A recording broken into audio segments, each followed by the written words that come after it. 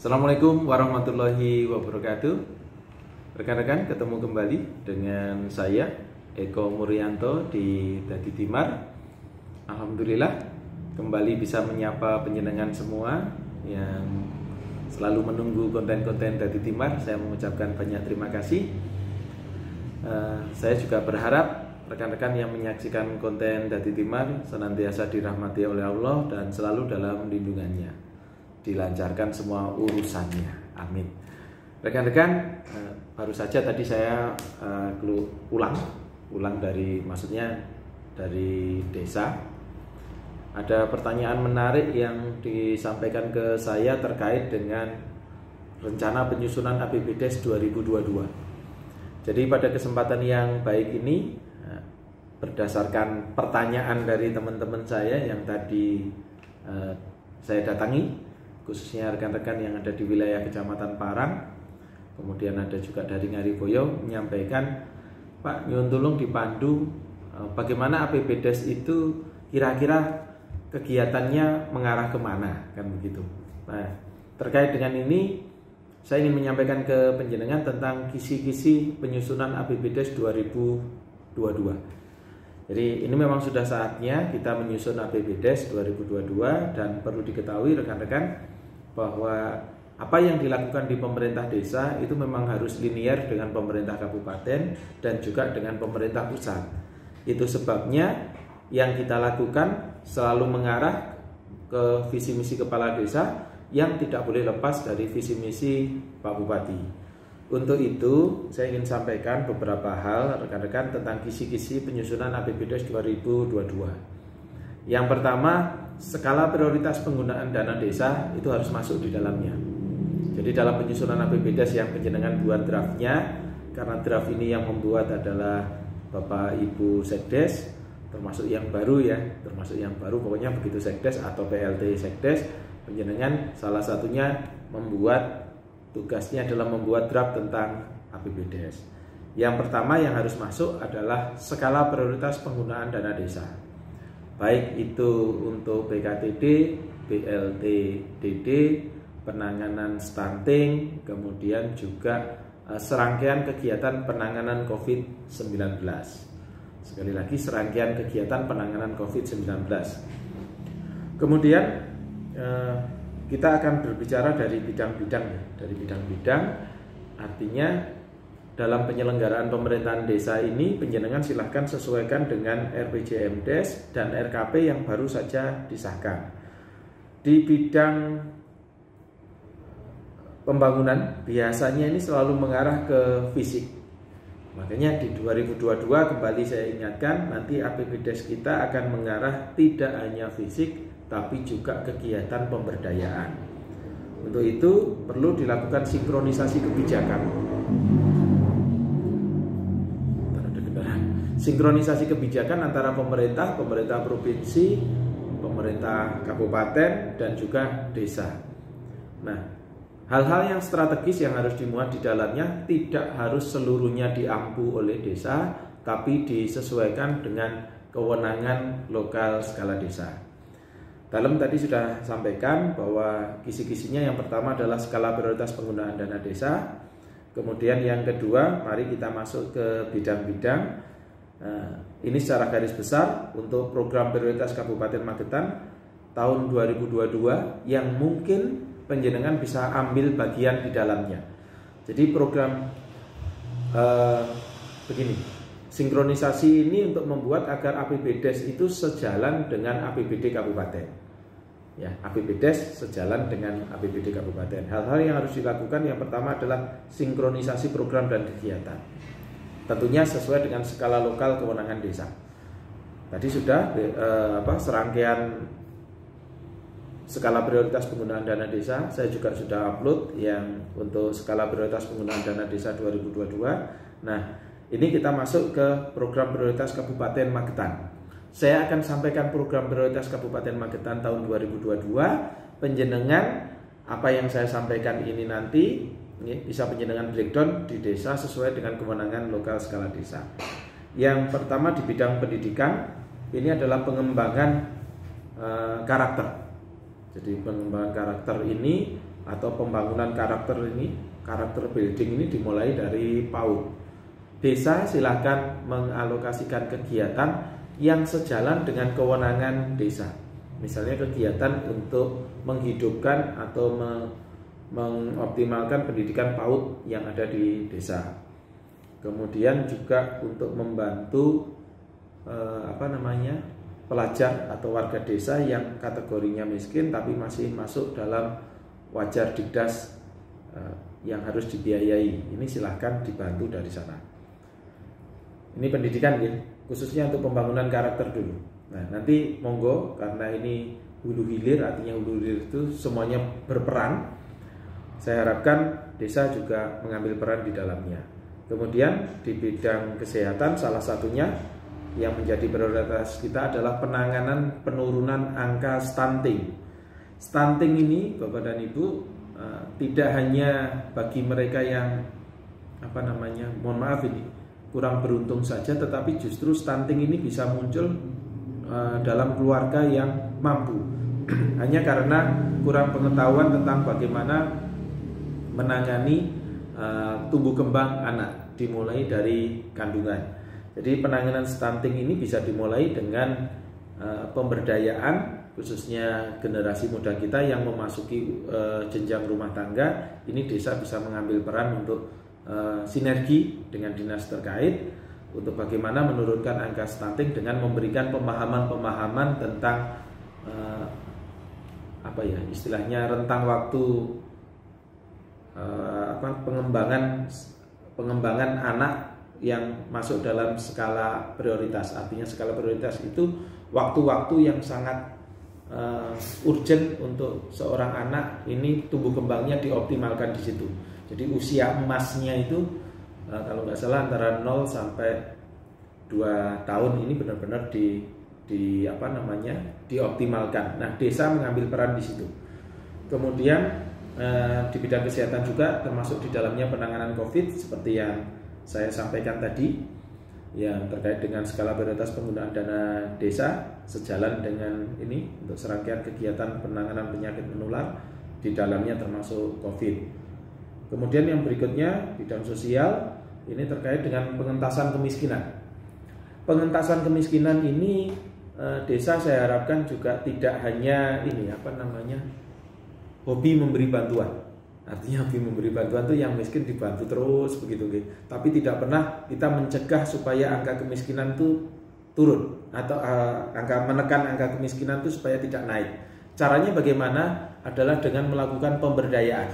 Untuk pemulihan ekonomi nasional, panjenengan bisa mengambil peran di sana dengan pemberdayaan para pelaku usaha dan penumbuhan wirausaha baru. Ini diharapkan nanti bisa mengambil peran di sana. Kebetulan di PMD ini ada 3 bidang ya. Salah satu bidangnya adalah bidang ekonomi. Nah, ini masuk bagian di sana. Makanya desa saya harapkan juga mengambil peran tentang pemberdayaan ekonomi masyarakat secara makro, khususnya bagi para pelaku usaha untuk menumbuhkan wirausaha baru. Ini dapat dilakukan dengan banyak hal rekan-rekan. Contohnya pelatihan keterampilan kerja bagi warga miskin tetapi berpotensi. Kemudian penumbuhan wirausaha baru, penyediaan sarana dan prasarana yang mengarah kepada penumbuhan ekonomi. Kemudian juga bisa dilakukan dengan kegiatan kerjasama dengan PKK tentang penumbuhan dasar wisma dan lain sebagainya. Ini yang bidang sosial. Kita masuk ke bidang pariwisata.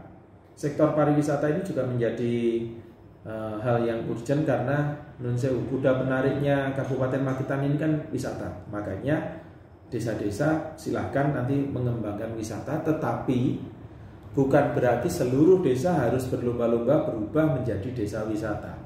Saya harapkan yang benar-benar berpotensi silahkan dikembangkan. Yang tidak punya potensi, artinya potensi wisata, panjenengan dapat melakukan kegiatan yang menunjang sektor pariwisata. Misalnya dengan menggali potensi desa, kemudian yang dapat mensupport kegiatan wisata seperti pembuatan makanan olahan, kerajinan, kemudian juga pelatihan-pelatihan yang mengarah ke bidang ekonomi kerakyatan ini bisa mengambil peran di sana. Selanjutnya di bidang pertanian, skala prioritas pertanian di Kabupaten Magetan yang bisa ditangani juga oleh desa adalah ini, salah satunya adalah support terhadap produk pertanian. Pertanian dalam arti luas termasuk di dalamnya ada perikanan dan peternakan. Silahkan penjenengan kolaborasi di sana. Bisa dengan proyek padat karya tunai desa, pembuatan jalan usaha tani, kemudian memperbaiki sarana dan prasarana pertanian secara umum. Ini silahkan penjenengan lakukan di sana. Kemudian yang tidak kalah pentingnya lagi terkait dengan pertanian ini adalah nantinya pemasarannya. Saya berharap BUMDes ini penjenengan bisa manfaatkan BUMDes ini untuk menampung produksi dari warga desa. Jadi BUMDes, ketika penjenengan membentuk BUMDes, maka kenali potensi yang ada di desa dan sedapat mungkin nanti BUMDes akan bergerak di sana. Artinya mensupport pertumbuhan ekonomi.